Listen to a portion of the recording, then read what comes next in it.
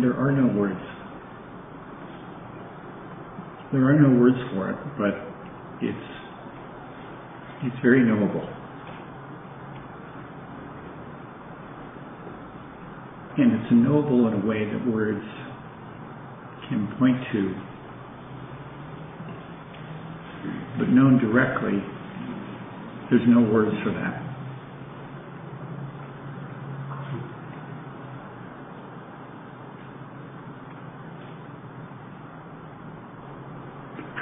But I do enjoy trying to find words for it, because it's just, if you're going to use words, it's the best thing to talk about. To speak about the unutterable, yes. That's most worthwhile. No wonder the Upanishads and the Gita both proclaim, where words and thoughts turn back, unable to grasp, there is my abode.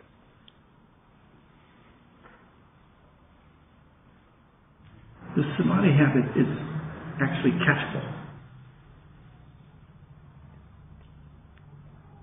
Who catches it from what? Well, that's great. I like that.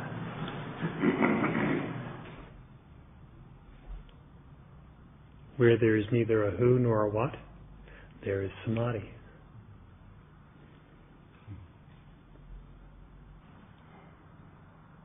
Of course, in respect to association with the wise, satsang, the Maharshi has said that one catches the samadhi habit from the wise.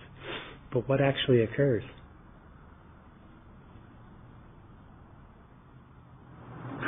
I was going to say something occurs, but I can't.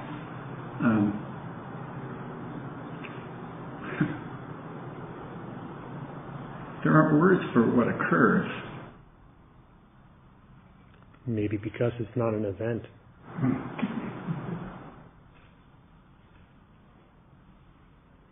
It's not an occurrence. Oh, it's always going. It doesn't occur. That's right. From the perspective of being the bound individual, you await the moment when samadhi or self-realization and liberation, etc., when these will occur. But they don't occur as long as there's the individual supposition. When there is no such individual supposed, what was previously called liberation or realization or samadhi is found to be the abiding reality. If it's happening to someone, it might be on the way to samadhi, but it's not actually samadhi. No. Samadhi is indicative of complete absorption.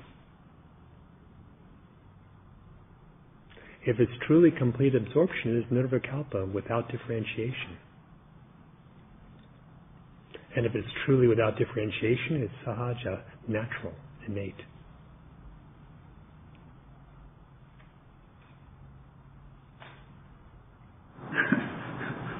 So you abandon the ignorance habit.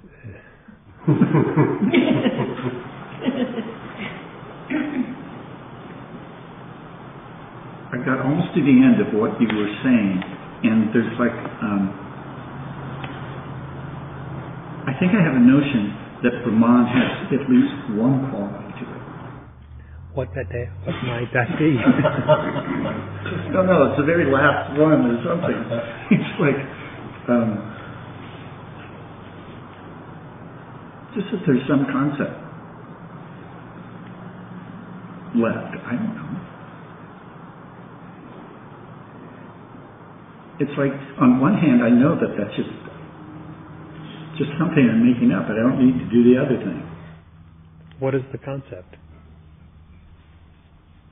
I don't know why I even said that for sure. But I know that it did say it. And so, I guess it's the concept that there is something other. Just that there can be something other. Because that's where it all starts. What is the source of the concept? I think I make them up. So the I is the source.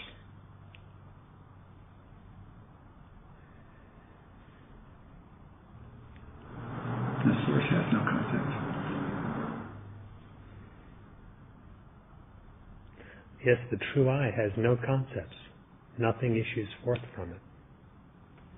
It is infinite, and so there is nothing outside it. It is homogeneous or undifferentiated, so there's nothing inside it.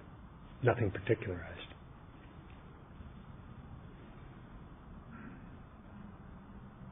So what about this other concept?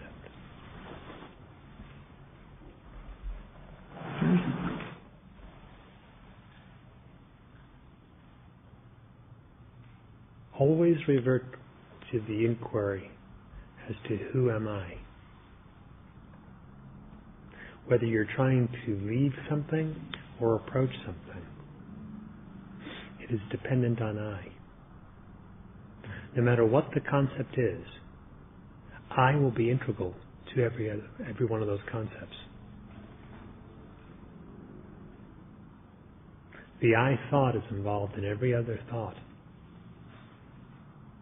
as an assumption, as the basic supposition from which you can conceive of whatever you're conceiving.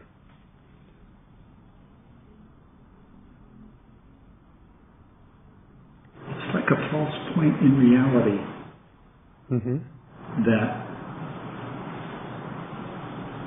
that has I mixed in it. I've placed.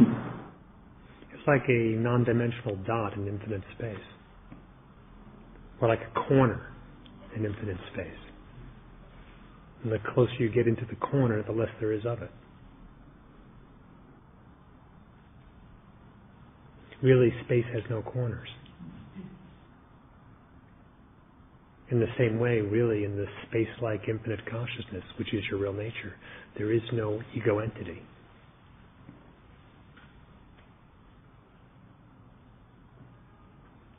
Your being can never be a concept. Whatever is conceived can never actually be your existence. Whatever be conceived, it cannot actually be the consciousness, the very consciousness which lights up the concept.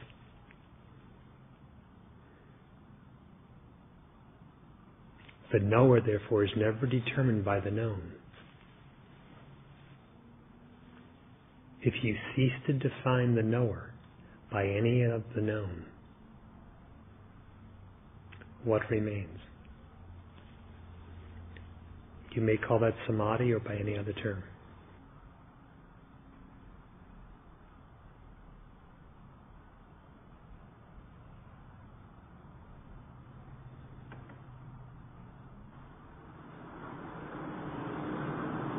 Yes, steady inquiry is